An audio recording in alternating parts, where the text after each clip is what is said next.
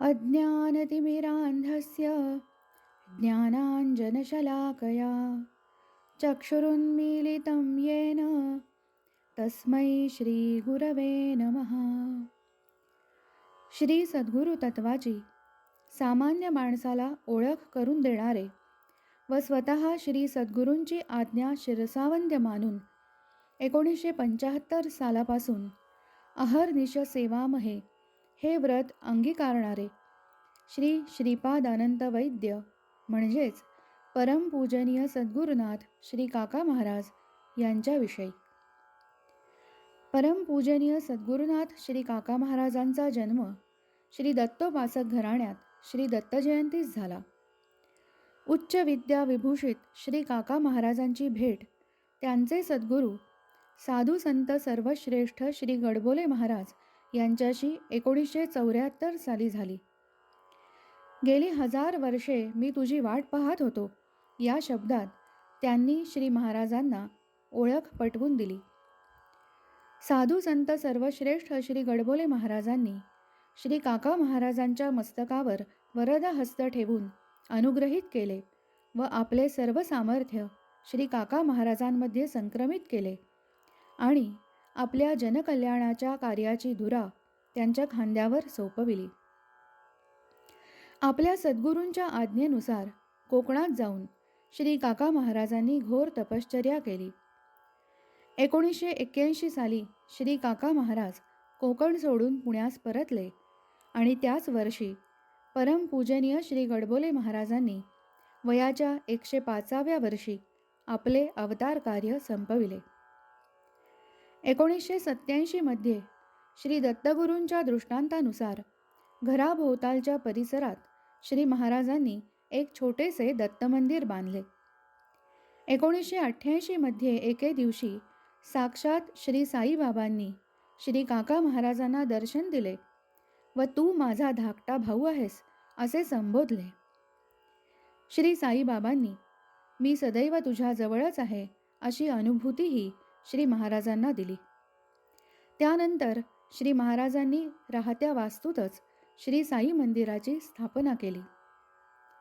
श्री साई मंदिरात श्री महाराजांनी आरती, भजन, सत्संग इत्यादी उपक्रम सुरू केले. अत्यंत साध्या व सोप्या शब्दात श्री महाराजांचा उपदेश असतो. श्री महाराज म्हणतात, कुठलाही धर्म, पंथ हा शेवटी एकाच श्री सद्गुरु तत्वापर्यंत सगळ्यांना घेऊन जातो आणि हेच ते लोकांना पटवून देतात. अध्यात्म म्हणजे आपल्या आत जे सद्गुरु तत्व आहे त्यास बघणे. ते जाणून घेण्याची सवय लागली की हळूहळू आपल्या स्वभावातील सर्व दोष, विकार नाहीसे होतात. आपल्यात अंतर्बाह्य बदल होतो व आपण आनंदी होतो. हे सांगत असतानाच श्री काका महाराज नामसाधनेचे महत्त्वही अत्यंत सुलभपणे मनावर ठसवितात. ते म्हणतात, सध्याच्या धकाधकीच्या जीवनात संसारी लोकांनी रोजची कर्मे करीत असतानाच श्री सद्गुरू जे नाम देतील ती नामसाधना करावी. म्हणजे संसार सुरळीतपणे सुरू राहीलच व त्यात येणारी सुखदुःखे आपल्यावर परिणाम करणार नाहीत. आणि मुख्य म्हणजे नामसाधनेने चिरकाळ टिकणाऱ्या आनंदाची ओळख होईल. ही नामसाधना कशी करावी? ती करताना आपल्या मनाचा भाव कसा असावा? जी वेदना, जी जाणीव आपल्या ठायी असते तीच दुसऱ्या जीवाच्या ठायीही असते. त्यामुळे माणसाचे इतरांशी वर्तन कसे असावे इत्यादी अनेक विषयांवर श्री महाराज सत्संगात प्रबोधन करीत असतात. सत्संगातील हे बोधामृत जास्तीत जास्त लोकांपर्यंत जावे हीच महाराजांची तळमळ आहे. साक्षात शिवस्वरूप असलेल्या परमपूजनीय श्री काका महाराजांच्या अमृतवाणीतून उमललेली काही पुष्पे जनकल्याणासाठी सादर. ठीक आहे ना, त्याचं डिपार्टमेंट वेगळं आहे, तिकडे जा, ते माझ्या दारात नाही असं देवाने चौक सांगितलं असतं की ख्रिश्चन माणूस आलेला आहे तर हे डिपार्टमेंट इथं नाही, ख्रिश्चन तिकडे जाओ, पंजाबी असेल तिकडे जाओ, नाही तर ते नाही, हे सगळं आपणच तयार केलेलं. त्या साधू संतांनी म्हणजे कुठल्या जातीत अवतार घेणार, ते मार्गदर्शन सगळ्यांसाठीच आहे, तुमच्या आमच्यासाठी. आता ते त्या याच्यात राहिले, त्यांच्या अवतीभोवती कायम त्यांचे धनगर समाजच होता, म्हणून धनगर समाजाला मार्गदर्शन असं म्हणायचं. पण मार्गदर्शन धनगर नाही, आपण धनगरच सगळे वेळ आली तर.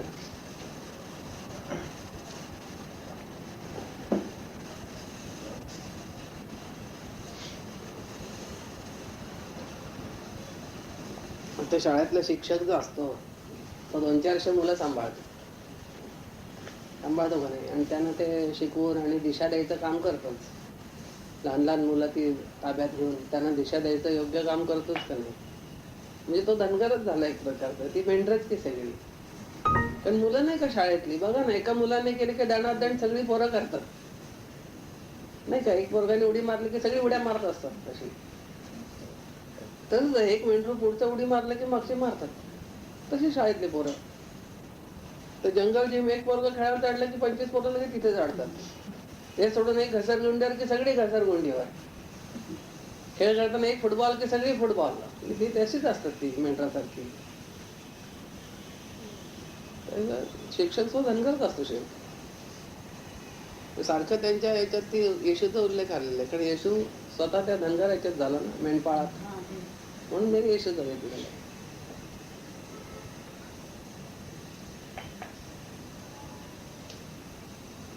समजायला लागल्यापासून आणि समज जाईपर्यंत हे साधू संत अवतार घेतच राहणार. लोकांना किती उजेड पडेल तो भाग आहे.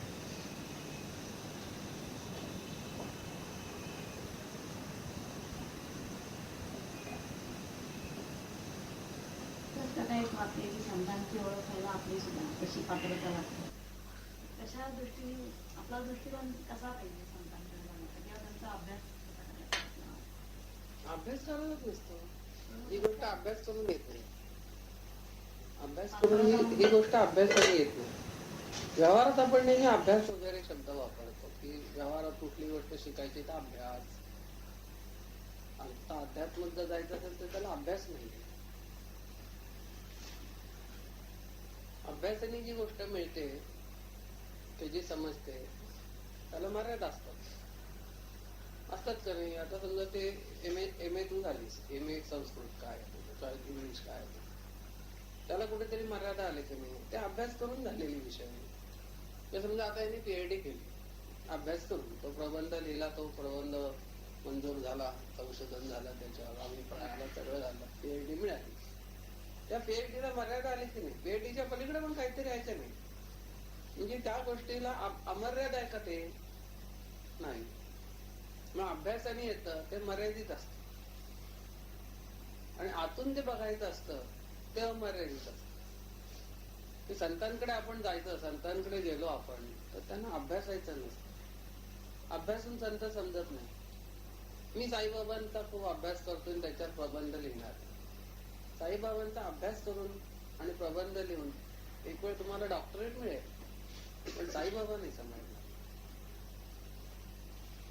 साईबाबा समजण्यासाठी दिवस रात्र साईबाबांचं चिंतन करायला पाहिजे, विचार करायला पाहिजे. विचार आणि अभ्यास याच्यामध्ये फरक आहे. अभ्यास हा ठराविक वेळेपुरताच असतो, आणि विचार हा रात्रंदिवस असतो. एखाद्या माणसाला कौटुंबिक एखादा विचार चिकटला, मग तो कसलाही असेल, दुखण्याचा असेल, काय कर्जाचा असेल, किंवा काही त्याच्या घरात त्याला कार्यकर्ता त्याचा असेल, तर तो विचार त्याला झोपेत सुद्धा चालू असतो का नाही. की जरा त्याला खूप श्रमला, तो झोपला, जाग आले की परत त्याला तेच चालू होतं. तेवढा काय तो श्रमून त्याला झापडेल तेवढा पुरता तो त्याच्या विचारात असतो, पण त्याच्या कृतीत नसतो. विचारात तो विचारच तो रुजलेला. विचारात असल्याशिवाय त्याला जाग आल्यावर तो बाहेर येतो का? आतमध्ये तो विचार असतोच, पण तुम्ही त्या निद्रावस्थेत गेल्यामुळे तुमच्या कृतीत दिसत नाही. निद्रेतून तुम्ही बाहेर आला तुमच्या कृतीत दिसतो. म्हणजे विचार मध्ये सतत संत पाहिजे, ज्याचा आपल्याला जाणून घ्यायचा आहे तो दिवस रात्र आपल्या विचारात पाहिजे. विचारात घेतला म्हणजे मग ती गोष्ट आपल्याला माहिती पडते. एखाद्या मुलीला की मग घरकाम शिकायचं, की उत्तम स्वयंपाक केलं शिकायचं, तर स्वयंपाकावरची 25 पुस्तकं आणून आणि ती वाचून कृती येणार नाही. येईल का? की ते ढोकळे करायचे. ते पीठ घ्यावं, काय घ्यावं, फुगवावं, आंबवावं, काय काय जे असेल असं वाचून जाते तिकडे. आता काय करावं, एक कपभर ताक घ्यावं, कपभर ताक, आता काय सोडा, आता काय मीठ, ते ढवळून ठेवावं, ते झाकून ठेवावं, ते फुगवावं, मग ते उकडावं, काय असेल ते. त्याच्यावरनं ती रेसिपी सगळी समजते का नुसती अभ्यासाने? नाही. तर त्या मुलीला समजायला लागल्यापासून दिवस रात्र आपल्याला ते स्वयंपाक काय हे आलं पाहिजे. असं तिच्या विचारात असलं ना, मग तिचं शालेय शिक्षण काही असू द्या, स्वयंपाकात मात्र ती तरबेज होते. मग ती तुमची 12वी नसते, ती ग्रॅज्युएट नसते, तिचं ते शिक्षण कोणी बघत नाही, पण स्वयंपाक एक नंबर सुग्रण.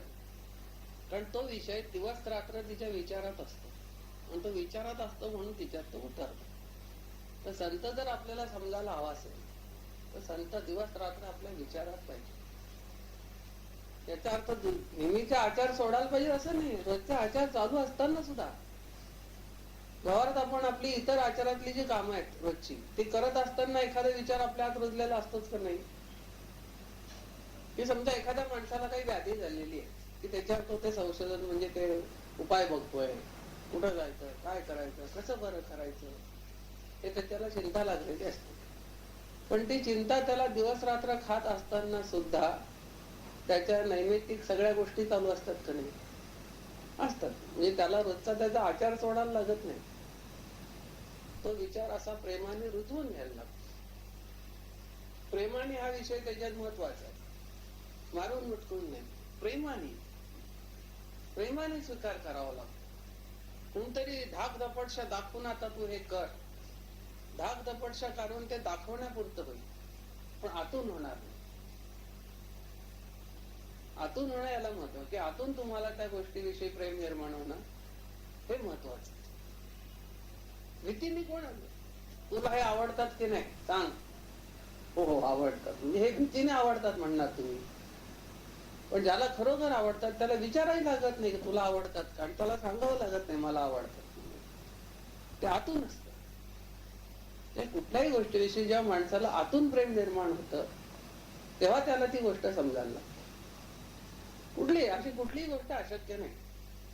कुठली, आता या मुलीचं ड्रायव्हिंग नवीन ती शिकली, पण तिला त्या ड्रायव्हिंग विषयी जेव्हा आतून प्रेम निर्माण होईल तेव्हा तिला ते सुलभ होईल सगळं.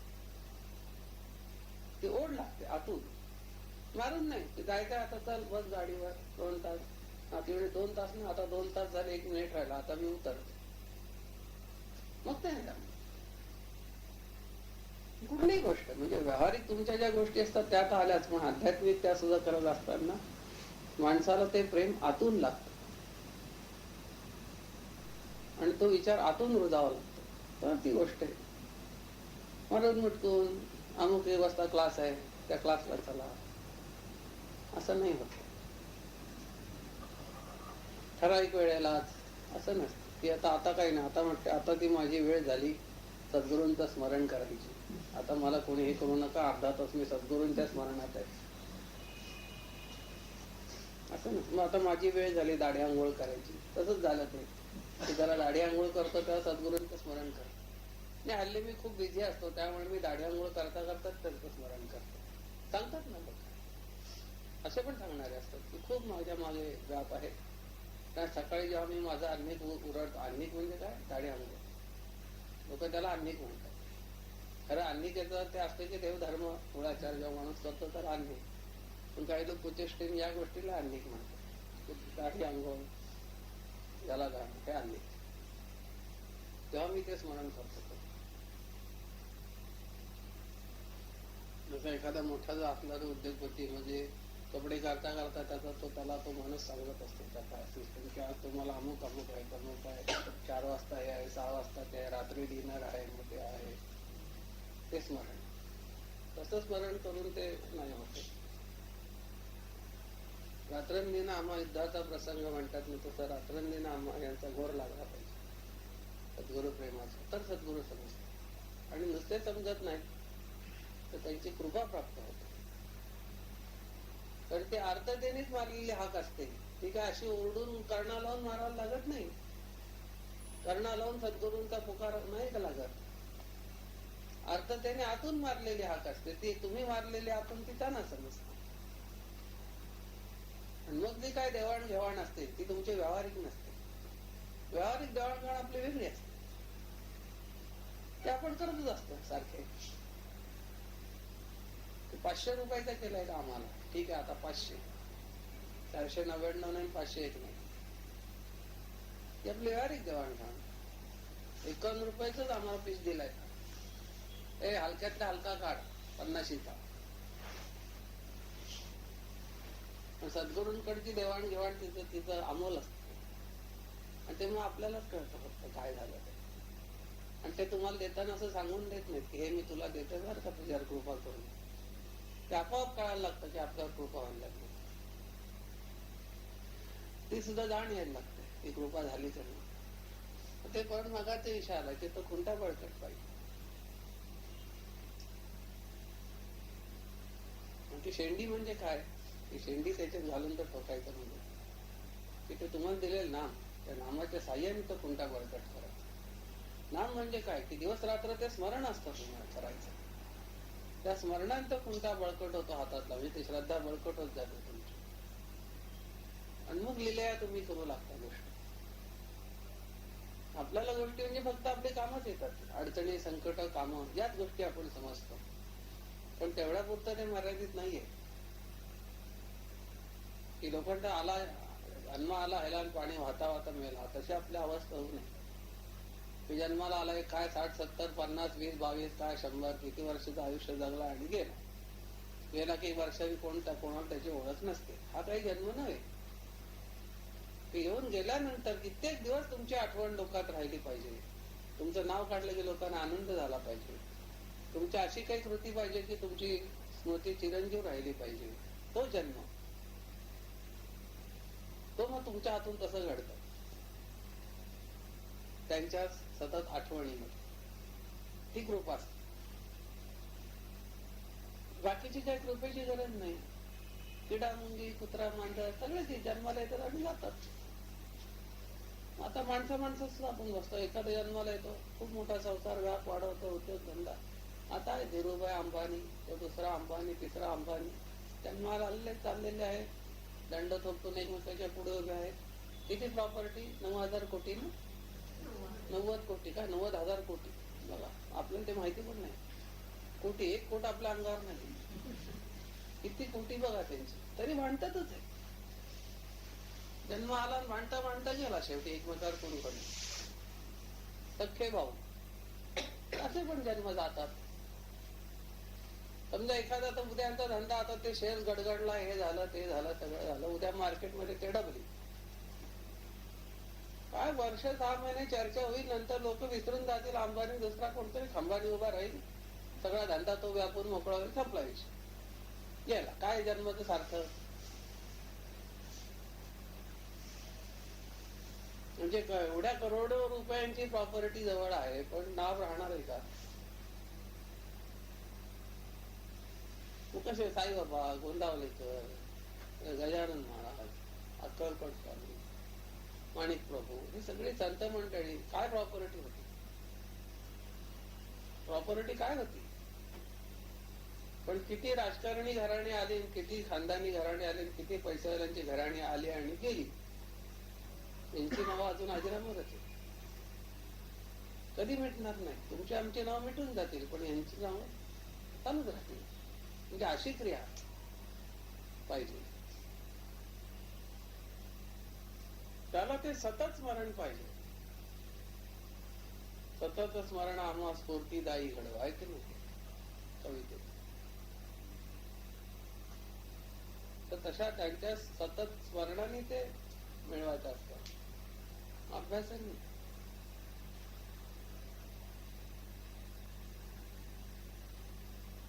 तुकाराम बुवांना विठ्ठल सापडला. तुकाराम बुवा सतत विठ्ठलाच्या नामात राहिले म्हणून सापडला. प्रत्येक संताला जे जे काही ओळख झाली त्यांच्या सद्गुरूंची, ती सद्गुरूंच्या सतत नामात राहिल्यामुळे झाली. ठराविक वेळेला ते बाळ काढून वाचलं आणि ठेवलं तसं नाही.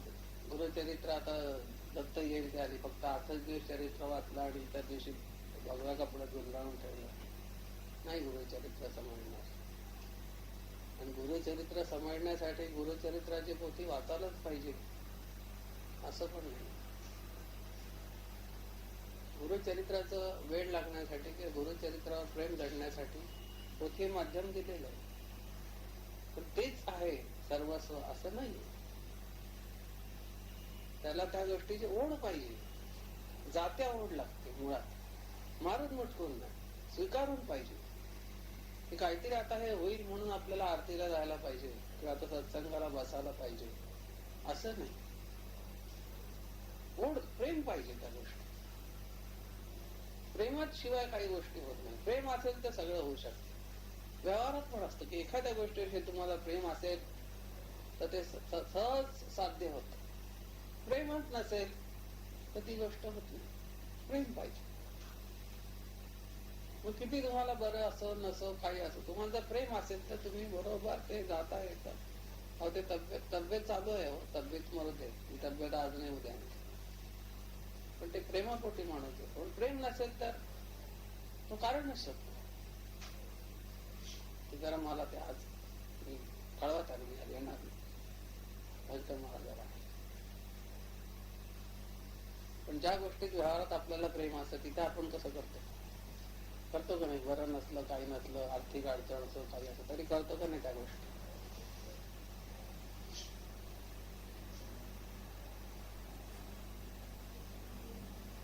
सद्गुरू आणि शिष्य ही जी परंपरा आहे ही आतून प्रेमातूनच आलेली आहे, बाकी कुठल्या गोष्टीतून येत नाही. आणि जो त्याचा प्रवासी झाला त्यालाच ते समजतं. इतरांना ते वेगळंच वाटतं की काय सांगतात, असं कुठे नातं असतं का, असं काय आहे. पण त्या फंदात पडल्याशिवाय ते माणसाला समजत नाही. तसंही म्हणले की जात्यावर बसल्याशिवाय ओवी सुचत नाही. इतर वेळा नाही कळत, पण जात्यावर जाता ओढता ओढता इथं श्रम व्हायला लागला की आपोआप तोंडातून ते यायला लागतं. जात्यावर बसून बसून दो पाटण के बीच में खाली रहा न कोई है की नाही. कोणी त्या पाट्यात कोणी राहत नाही, सगळे भरडून निघतात. मग भरडून जर निघायचंच आहे तुम्हा आम्हाला तर का नाही सद्गुरु प्रेमाने भरडून निघू? सद्गुरु प्रेमाने भरडून निघालं तर काहीतरी उद्धार होईल. इतर गोष्टीतून भरडून निघालं तर नामोनिशाण पण राहणार नाही आपलं. बघा ना, सद्गुरु प्रेमाने, तो म्हाळसापती साईबाबाच्या प्रेमाने आज म्हाळसापती चिरंजीव झाला का नाही? कोण? श्यामा देशपांडे, त्या शिर्डी सारख्या गावात राहणारा साधा मास्तर. एकदम मास्तर म्हणजे कुचेष्टेचाच विषय असतो. मास्तर म्हणलं की त्याची चेष्टा, हे मास्तुरड्या. खेडेगावात तर मास्तुरड्याच म्हणतो. कसं माझं पोरग पास होणार नाही, बघतो तुझ्याकडे. म्हणजे आधीच त्याच्या पोटात गोळा. तो काळ तर कसा होता, ते गावचा अमुक उकाजी पाटील, अमुक पाटील, काय काय होते ना ते पाटील सगळे सांगितलेले. मास्तरला किती, पण तो मास्तर अमर झाला की नाही? का झाला? की ते साईबाबांच्या प्रेमाने झाला. जेव्हा जेव्हा साईबाबांचं चरित्र गायला जाईल तेव्हा तेव्हा ही नावं सगळी येणारच. आतूड झाली. तर आपल्याला इथं भरडून निघायचंच आहे तर आपण का नाही सद्गुरु प्रेमाने भरडून घेऊ? जो पण आपल्या सद्गुरूंची मूर्ती गायली जाईल तर पण आपली नावं कुठेतरी येतील. आणि नुसतं नावं येण्यासाठी आपल्याला ते करायचं नाही, तर आपल्याला तो आनंद मिळाला पाहिजे, याच्यासाठी आपल्याला ते करायचं. नावासाठी आपण करत नाही.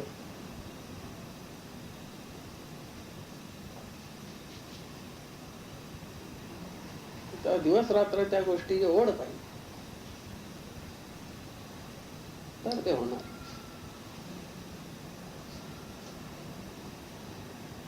आता हिवाळी अधिवेशन भरलंय 20-21 दिवस, 22 दिवस, मग काही नाही करत.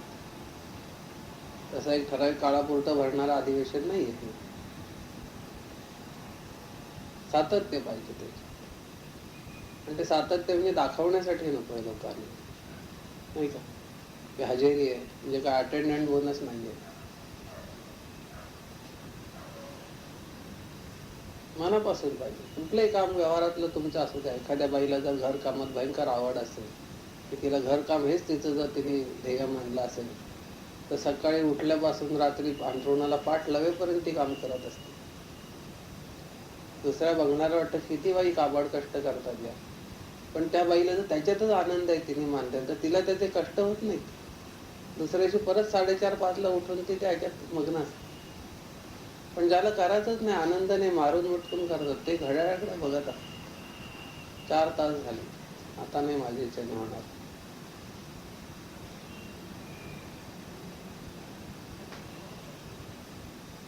मारून उठतो ना. आता कसं आपण ते खिचडी बनवतो 150 किलोची, आनंद असतो. दिवसभर एवढी पातेली चढवली उतरवली, 6-6 किलोची सारखी खिचडी टाकायची, मोठी पातेली उतरवायची, दरवेळेला ललकारी द्यायची. सकाळी 7 ला सुरू केलेली भट्टी रात्री 10 पर्यंत चालू असते खिचडी बनवायची. त्याच्यात आपण बसतही नाही जास्त वेळ, काय खायला जरा बसतो तासभर तेवढं, ते सारखं ते चालूच असतं.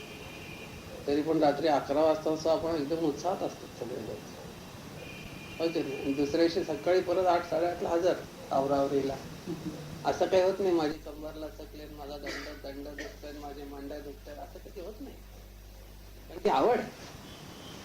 पण हे घरी जर 4 पाहुणे यायचे असतील, स्वयंपाक केला तर आता उद्या डबा आणूया, काल खूप मला त्रास झालेला आहे, आता सगळे तुमचे आले होते ना, म्हणजे ते प्रेमाने नसतं.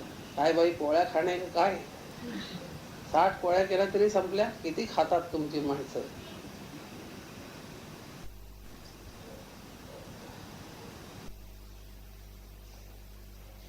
म्हणजे हा मनुष्य स्वभाव आहे. आवड असली की सवड बरोबर निर्माण होते. जिथे जिथे आवड आहे तिथे श्रीकृष्ण म्हणतो की तू प्रेमाने आवडीने माझं नाव घे, तिथे मी आहे. एक क्षण का होईना पण अतिशय प्रेमाने, उत्कट प्रेमाने माझं स्मरण कर, मी तुझ्या जवळ आहे, तुला कळेल. उत्कट या शब्दाला किती वेळा अंडरलाईन करावी तेच समजत. किती वेळा तिला अंडरलाईन केलं तरी कमी आहे. उत्कट, किती उत्कट, उत्कटता किती, याला काही मोजमाप नाही. किती उत्कट आहे.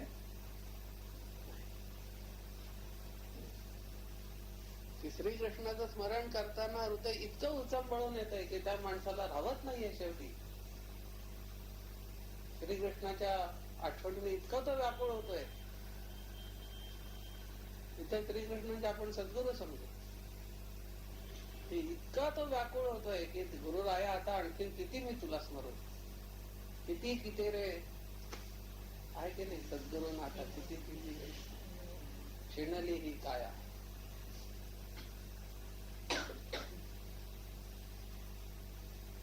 काया शिणली तो म्हणतो तो माझी.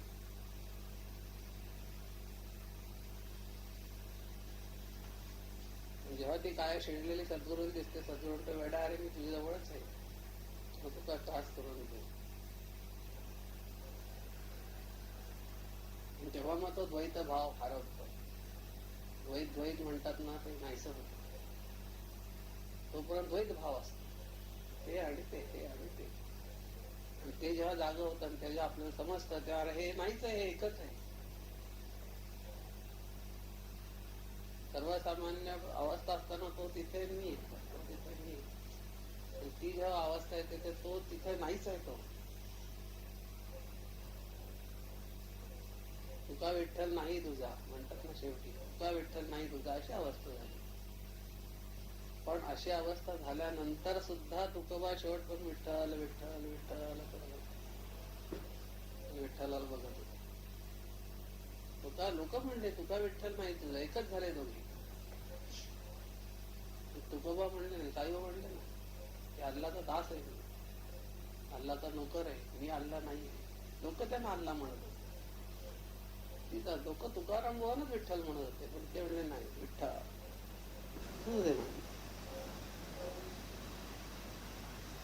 सद्गुरू आपल्याला ती अवस्था बहाल करतो.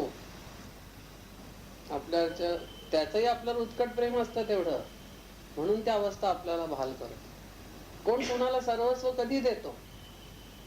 व्यवहारात एखादा माणूस दुसऱ्या माणसाला त्याचं सर्वस्व कधी देतो?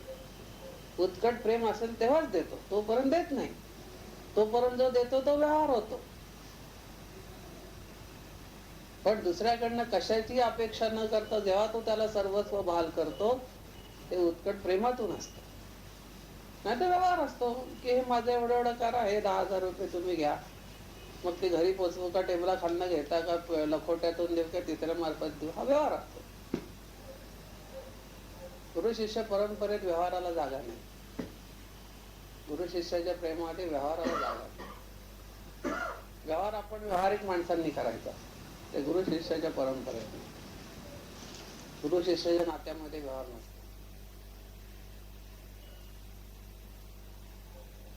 जिथे तो व्यवहार होतो तिथे ते नातंही उरत नाही, तिथे त्याचं मोजमापच नसतं.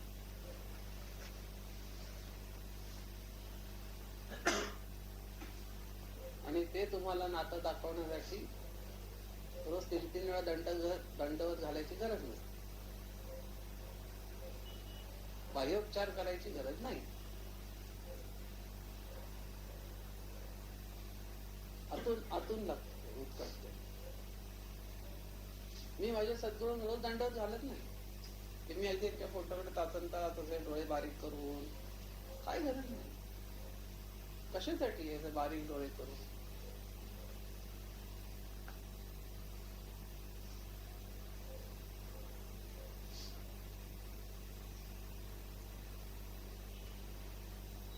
तरी त्यांची कृपा अखंड आहे, पण त्यांना माहिती हे दाखवण्यासाठी नाही.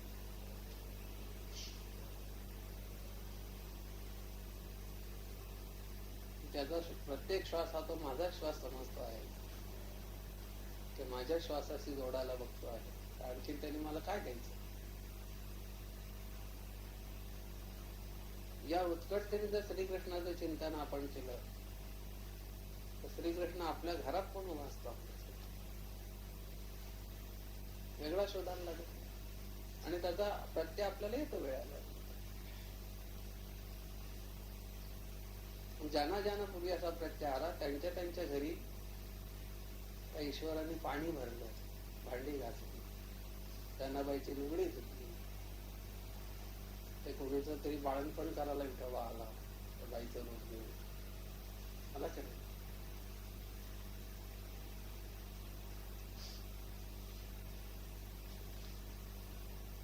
तुकाराम बाबांच्या कीर्तनात सगळे शिवाजी दिसायला लागले, त्याला देखील माहिती होती. तेवढा उत्कट भाव होता पुढे.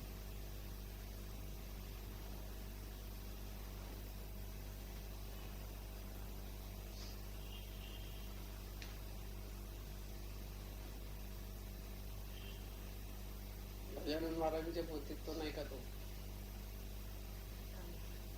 त्याला ते जायला सांगतात दुसरीकडे, लोक त्याला त्रास देतात, पितांबर. बाकी सगळे भक्त किती जोरात भक्ती करत असतात, ते पितांबरा म्हणतात की तू काही इथे राहू नको बाबा, तुला स्वतः तू जा, स्वतः देत नाहीत कशाला त्याला नेसायला. आणि तो तिकडे गेल्यानंतर नाही का ते झाडाला पानं आणतो. अंतर्यामी किती तो पितांबर गजानन महाराजांशी जोडलेला असतो. लोकांना ते आवडंबरच माहित असतं, पितांबराची भक्ती कुठे माहिती, त्याला वेळात म्हणत असतो. तिथे गेल्यावर कसोटीचा क्षण आल्यानंतर तो सद्गुरूंचा धावा करतोच, येतो तर तुम्ही आला नाहीत तर माझं काही खरं नाही, तुमच्याही नावाला पट्ट्या लागेल. कसले कसले सद्गुरू तुम्ही, कुठे झालं त्या त्या झाडाला. मग तो पितांबराचं वैभव वाढतं. म्हणजे ही आपण उदाहरणं वाचून त्यातली बघून आपण असा बोध घेतला पाहिजे, किती उत्कट भाव असेल त्याचा.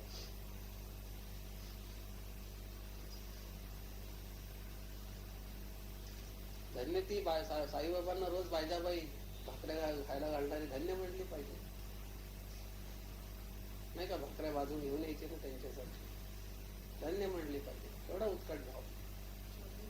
मग ती रानावनात त्यांना शोधायचे टोपलं घेऊन की अजून हा कसा जेवला नाही पोरगा.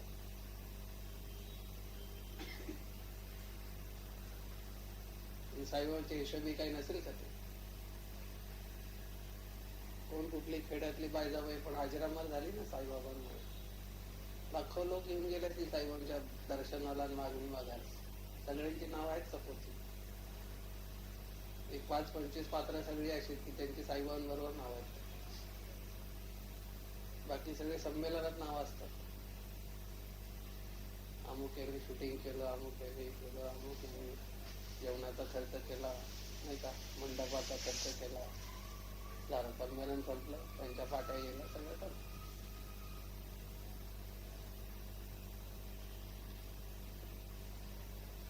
काही जणांची अशी पण नाव असतात की आम्हाला बसायला खुर्ची नाही दिली म्हणून संमेलनातून ताडताड निघून गेले. त्यांनी साईबाबांचे एकनिष्ठ भक्त, आमची आठवण नाही, मला मानाचं दिलं नाही वस्त्र, आम्ही चाललो. साईबाबा तिथेच राहिले, हे चालले, आता वस्त्र दिलं. तुम्ही साईबाबा भेटा तर वस्त्रासाठी आला, वस्त्र वाटेल तेवढ्या झेंड्या मुलांमध्ये गेलात तर, नाही का, साईबाबा मिळणार आहे का? कापड किती मिळतील ही गोष्ट समजत नाही त्यांना. ते कापडासाठी झालेलं असतं. पुष्पगुच्छ, स्मृतिचिन्ह, आणखीन काय काय, फेटा, 5001 आणि स्टेजवर यावे, याच्यासाठीच ते आलेले असतात. कुठेतरी आपला नामाचा घोष